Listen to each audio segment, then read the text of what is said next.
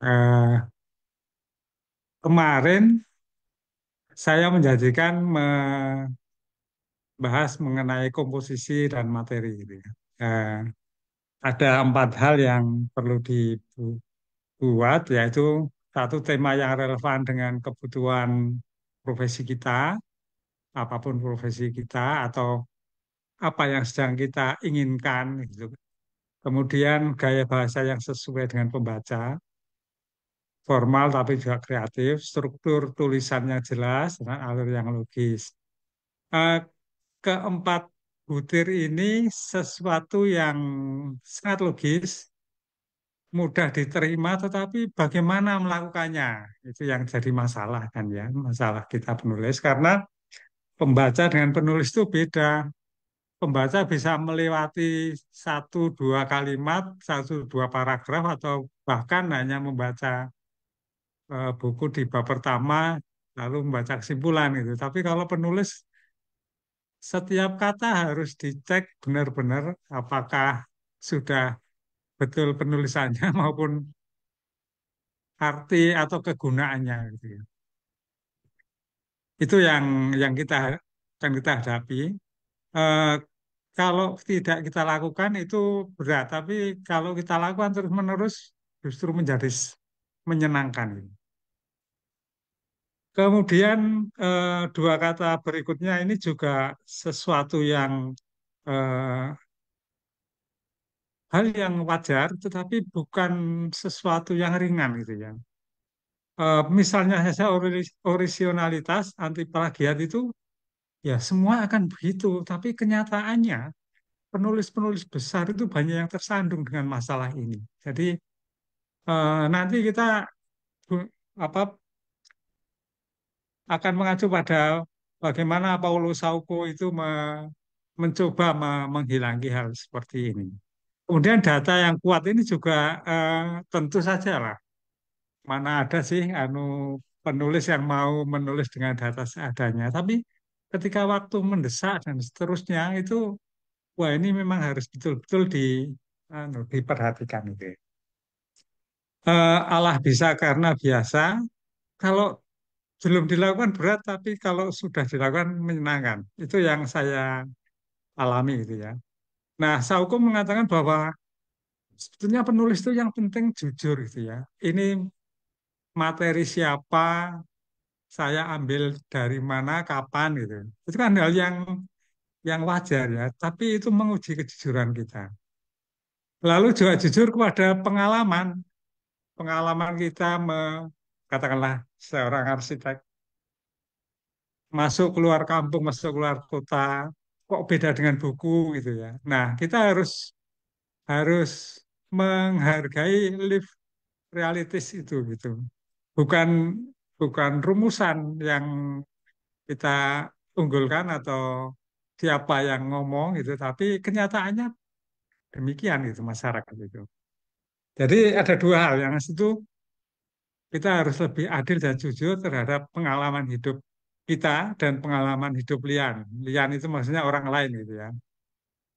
Sehingga supaya buku kita atau tulisan kita enak dibaca ya tunjukkanlah keberpihakan kita terhadap dua atau segala macam realita pengalaman yang tidak bisa dikompromikan itu. Eh, ini sesuatu yang apa butuh penyelesaian atau butuh keseriusan penulis untuk memformulasikan itu ya. Eh, Sekarang big data itu mudah diakses dan tidak selalu sama kan, bahkan banyak yang kontradiksi itu. Nah, bagaimana kita apa itu menghadapi itu semua gitu. Jadi situasi ini memaksa kita bersikap lebih adil dan jujur terhadap pengalaman lian. Penulis harus menyajikan pandangan yang berimbang terhadap maaf ini terhadap kema, maaf ini, kemampuan dua atau lebih kebenaran yang sama kuatnya. Gitu. Jadi disinilah bobot tulisan kita, semakin kita apa adanya, semakin kita mengungkapkan cara dengan cara-cara yang jujur orang akan membacanya.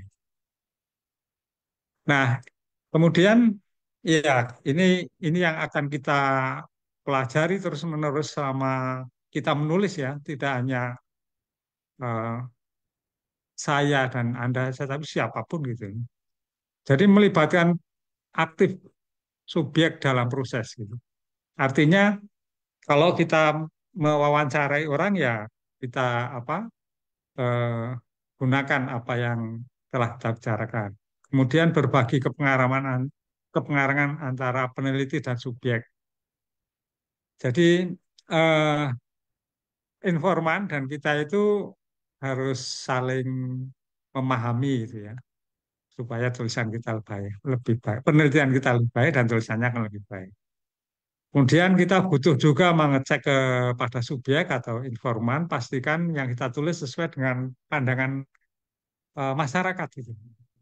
Sehingga tadi disampaikan Mbak Emma, tulisannya jadi renyah karena masyarakat paham. Menerapkan gaya penulisan yang tidak konvensional. Ya. Jadi apa Aztec punya gaya lah yang berbeda-beda. Ada yang suka dengan bahasa gambar dan sebagainya gitu. Itu kita manfaatkan baik-baik. Nah, yang konvensional tadi gunanya untuk mengungkapkan perasaan secara intens yang mustahil dilakukan kalau kita menulis biasa gitu ya. Eh, Bagaimana menggambarkan sebuah kekumuhan dengan bahasa yang menawan gitu ya. Nah, itu kan tantangan kita.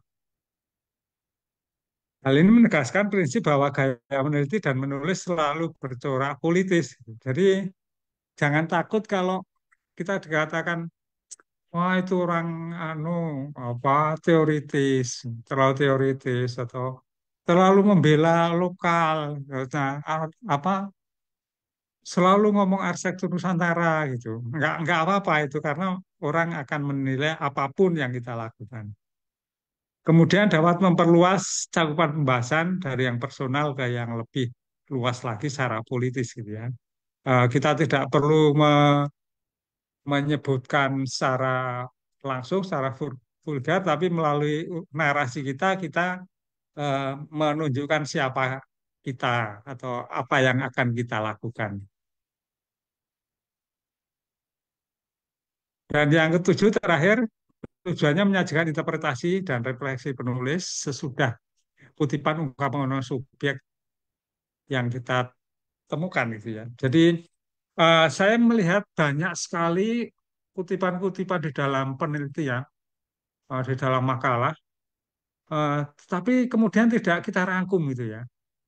Pasti maunya kita itu. Kita hanya menyajikan kemauan para penulis, tapi lupa bahwa secara politis kita harus menyampaikan tujuan kita apa sih nulis itu. Jadi memberi kesempatan cerita subjek berbicara sendiri menegaskan bahwa cerita subjek bukanlah kebenaran yang bebas dari gungkungan waktu, melainkan kisah yang dituturkan dari sudut pandang tertentu dengan kaitan dan isu atau informasi lain. Posisi kita juga seperti itu ya.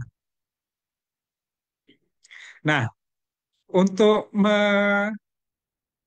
menghilangkan kendala-kendala yang tadi apa yang saya sampaikan tadi, saya mencoba mencari dua literatur yang tentu saja ini tidak harus gitu ya. Nah, sekarang ada yang lebih lebih baru, misalnya ini maaf, ini tahun 30 mestinya Lakan ini. Kemudian yang WNA itu tahun 74, nah, sekarang sudah Anda bisa memilih yang lebih cocok atau sesuai dengan Anda. Jadi saya ingin melihat sebuah kalimat, sebuah maksud dari dua cara penulis ini. Menurut Atu, menulis itu sebuah kritik. Kritik itu artinya menjelaskan, menganalisis tanpa mengadili gitu ya. bukan kritik dalam arti menjelekkan itu ya. Nah, atau membagi tiga, secara normatif, secara interpretatif, dan deskriptif. Ini penting sekali. Eh, Kadang kita misalnya saja di bab di pengantar, mana dari ketiga ini yang baiknya kita sampaikan kepada pembaca gitu ya. Apakah mau langsung normatif atau justru deskriptifnya dulu?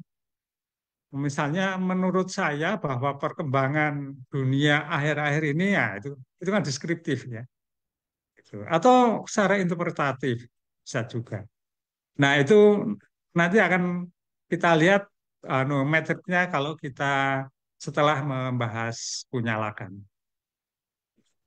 Sedangkan Lakan melihat pernyataan atau sebuah ujaran atau tulisan itu dalam empat wacana.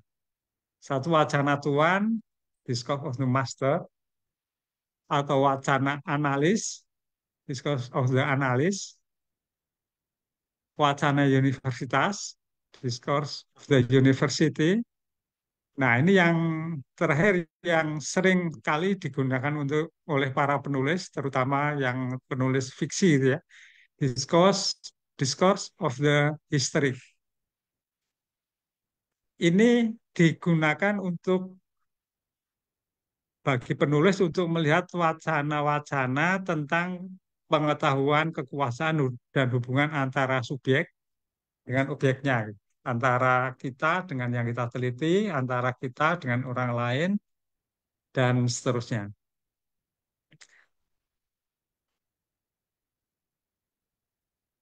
Nah, baik atau maupun Lacan selalu berusaha menunjukkan bagaimana sebuah estetika dibentuk dan kemudian kita menggunakan untuk menuliskannya. Jadi identifikasi kelebihan buah subjek apa, bahasa apa yang bisa dipakai, bagaimana cara menyatakan dan apresiasi kita terhadap kasus itu seperti apa gitu ya. Nah, ini yang keempat itu kita harus jujur kepada pembaca apa yang kita pikirkan gitu. Nah, kita langsung saja gunakan eh, dia dalam diagram antara lakan yang ini dengan yang atau yang ini.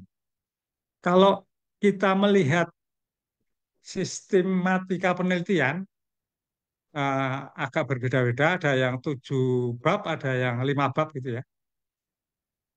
Tapi rata-rata 6 bab seperti ini. Ada pendahuluan, ada studi pustaka, ada metode penelitian, analisis pembahasan, diskusi dan tafsir, dan kesimpulan. Nah, bagaimana mengolah ini supaya mencapai satu klimaks atau satu tingkat yang bermakna gitu ya. Jadi wacana Tuhan itu adalah bagaimana kebenaran harus diungkapkan itu ya. Hukum harus dibenarkan, harus ditunjukkan. Nah, ini di dalam metode itu harus metode itu harus betul-betul terukur sehingga harus dengan wacana Tuhan dan harus normatif gitu ya. Tidak boleh kita interpretasikan di dalam bab 3. Nah, sehingga kalau kita membaca metode, kita bisa mengupasnya sebetulnya secara normatif bagaimana sih dan mengapa harus dituliskan dengan kata-kata yang langsung, lugas dan eh, apa fokus gitu.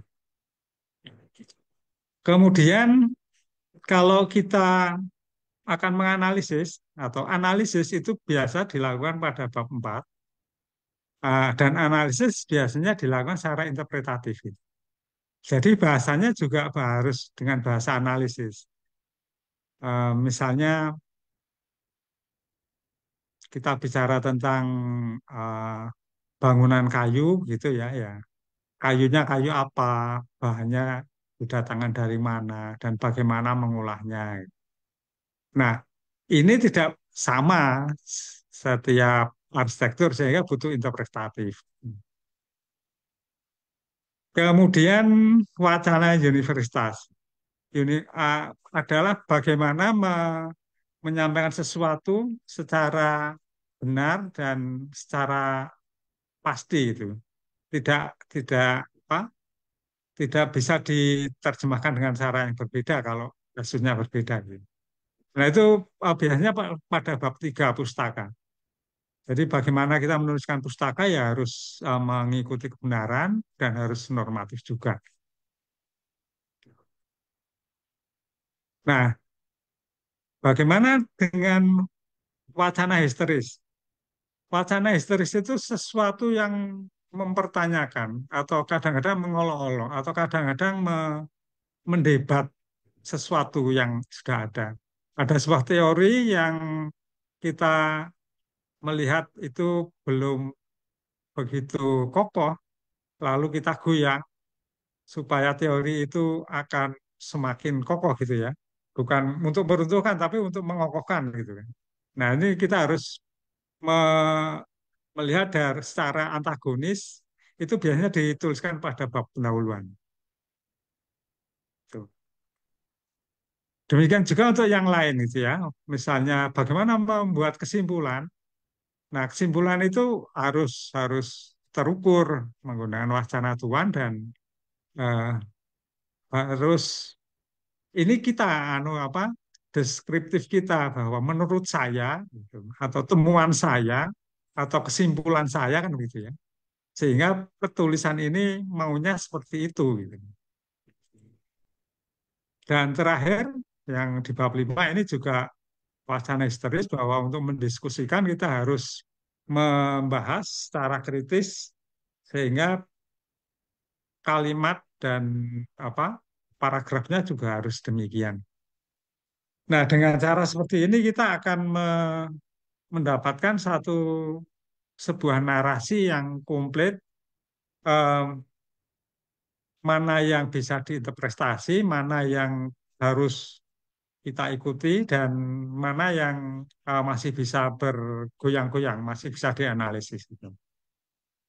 Contohnya, kalau kita menulis pendahuluan, eh, apa yang harus kita lakukan itu?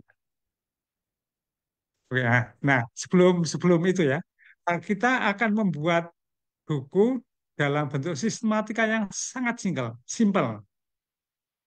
Ada pendahuluan atau pembukaan dan ada kesimpulan atau penutup. Yang lain adalah isi gitu, apapun isinya ya. Mulai dari metode analisis pustaka dan seterusnya gitu. Nah, mari kita lihat hubungan antara abstrak pendahuluan dan manuskrip penelitian atau apa hasil penelitian gitu ya. Sebetulnya ini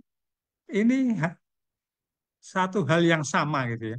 Abstrak itu adalah ringkasan yang paling simpel, hanya dituliskan dalam satu paragraf, tetapi harus mengandung 6 hal. Ini tidak mudah karena saya melihat dari beberapa abstrak yang kemarin IPLBI terima, ada yang membuat abstrak itu 4 paragraf. Kemudian ada yang tidak membuat kata kunci gitu ya. Nah, abstrak itu ada 6 hal. Yang satu adalah sesuatu yang ingin kita sampaikan, sesuatu yang menarik perhatian masyarakat sehingga kita meneliti, atau sesuatu yang banyak diperbincangkan tetapi eh, belum ada kesimpulannya maka kita teliti. Kemudian eh, kita harus menyampaikan bahwa ada satu objek yang betul-betul realis itu. Eh, apa yang terjadi di lapangan, lalu bagaimana objek itu di dalam pandangan kita itu. Apakah objek itu sesuai dengan apa? Sesuai yang kita harapkan. Maka lalu kita mencari metode dan teori dan menyatakan hasilnya di dalam kalimat-kalimat terakhir. Nah, kalau kalau di dalam satu bab satu pendahuluan ini sebetulnya menerjemahkan abstrak. Jadi di latar belakang itu menceritakan mengapa kita apa yang kita teliti, apa namanya tema apa temanya apa dan objeknya apa harus jelas di sini. Kemudian eh, apa yang ingin kita harapkan dan bagaimana objek yang kita teliti itu akan dapat mencapai hasil nomor 6 ini. Nah, tentunya ada eh, apa itu manfaat penelitian dan sistematika yang harus dituliskan supaya melengkapinya. Nah, kita menghadapi manuskrip penelitian, apakah itu makalah ataukah skripsi atau bahkan disertasi yang seperti tadi itu, eh, tujuannya adalah mengubah ini menjadi tulisan yang lebih populer. Eh, apakah semuanya harus dikutip ataukah apakah semuanya harus lurus seperti ini, berurutan seperti ini? Menurut saya tidak gitu ya, karena di dalam ada apa itu namanya, ada objek yang kita teliti dan ada teori yang kita gunakan, sehingga kita bisa saja menceritakan objek materialnya dulu di depan, bisa jadi dari studi pustaka atau dari apa data, analisis data itu dulu. Kemudian abstrak itu kita jadikan sebuah apa namanya prolog atau abstrak kita ubah menjadi sebuah apa itu ringkasan gitu ya di depan. Jadi bab-bab ini tidak harus demikian lagi, tetapi eh, ini yang apa tergantung pada kreativitas para penulis gitu. Nah, ini misalnya ya, bab satu itu bisa langsung dipakai dengan perubahan judul saja. Misalnya abstrak diganti dengan prolog atau dengan perubahan yang seperlunya gitu ya. Tidak usah memikirkan lagi. Kemudian latar belakang bisa didistribusikan pada babak berikutnya yang membutuhkan. Misalnya waktu kita bicara mengenai biak materi, biak material, nanti bisa digabungkan di data. Kalau kita sedang membicarakan objek apa objek teoritisnya, maka kita bisa masukkan ke bab 2 dan seterusnya. Demikian pula bab 2 ini hal yang sebetulnya apa seberapa kuat tulisan kita ya ada di sini gitu ya. Landasan teorinya seperti apa, alur tahapannya, kemudian langkah penelitiannya. Di bab 2 merupakan daya tarik membaca ditambah data yang sesuai dan relevan. Perlu diubah ini Bang, oleh diubah lagi cara menuliskan sitasi misalnya agar baca tidak terganggu dengan nama dan tahun referensinya. Ini keterangan saja. Jadi relevan itu artinya di di dalam bab 2 selalu tertulis nama dan tahun sumbernya gitu ya. Nah, ini kadang mengganggu bagi para pembaca sehingga kita narasikan supaya tulisan itu tetap tidak termasuk plagiasi tetapi tidak membosankan. Beda sekali kalau kita mengoreksi makalah gitu ya. Karena justru dibutuhkan apa itu siapa penulis dan tahunnya kapan itu supaya mudah. Kemudian tidak perlu dimunculkan secara utuh gitu, tapi disebarluaskan, didistribusi ke bagian yang membutuhkan gitu. Misalnya di depan kita pada saat menulis latar belakang kita bilang, saya menggunakan metode ini karena datanya seperti ini. Saya tidak bisa saya menyampaikan ini secara kualitatif bukan bukan karena tidak ada data, tapi saya menggunakan metode ini sehingga dituntut seperti ini dan seterusnya. Kemudian bab 4 analisis dan pembahasan ini bisa didistribusi kemana saja, atau justru dipisahkan menjadi bab baru gitu ya.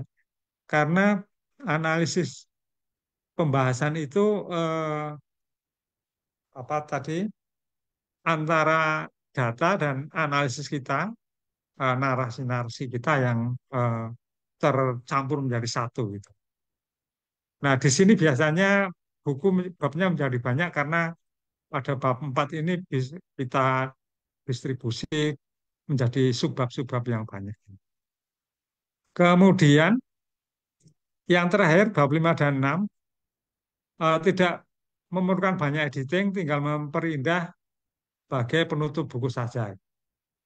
Jadi eh, simpulan biasanya disampaikan di depan gitu ya dalam untuk untuk disampaikan kepada pembaca bahwa sebetulnya kondisinya seperti ini, kejadiannya seperti itu, maka eh, ada pendapat yang seperti saya sampaikan ini.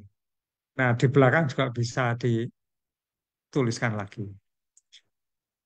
Nah, itu nanti akan kita praktekkan dengan apa cara mengolah kembali, kita comot, kita distribusi, kita ulas lagi, kita eh, atur di mana dia harus dibicarakan. Tentu saja ini butuh satu apa ya, ya satu trik masing-masing yang eh, beragam itu. Saya kira itu ya yang ingin bisa saya sampaikan pada siang hari ini bahwa tulisan ibu bapak yang sudah ada bisa diolah, tidak usah melihat bab per bab, tetapi kepada eh, apa materi apa yang ingin disampaikan, kemudian eh, hasil apa yang akan diutarakan. Nah, untuk maaf, untuk pertemuan berikutnya ini kira-kira yang akan kita bahas mengenai unsur dan elemen buku. Ya, saya kira itu Mas Evis.